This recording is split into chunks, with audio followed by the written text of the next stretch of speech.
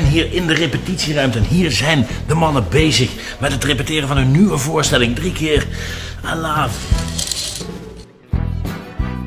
Carnaval komt van het Italiaanse carne levere, oftewel het wegnemen van het vlees. Er is weinig meer van over. Hedendaags carnaval is een hedonistisch feest. Een modern baganaal. Liefdes ontstaan, huwelijken breken evenals botten en harten. Er wordt gelachen en gehuild. En bovenal vergeten we 4 dagen alle ellende en dompelen we onszelf onder in sloten bier en elkaar. In 3 keer Alaaf komen alle aspecten van de carnaval voorbij. De grenzeloosheid en de poëzie, de liefde en de lust, de humor en bovenal de muziek van Rowan Hesse die diep geworteld is in dit volksfestijn.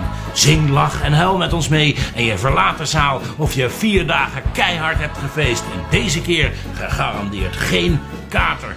Kijk op rowanhesse.nl voor de speellijst.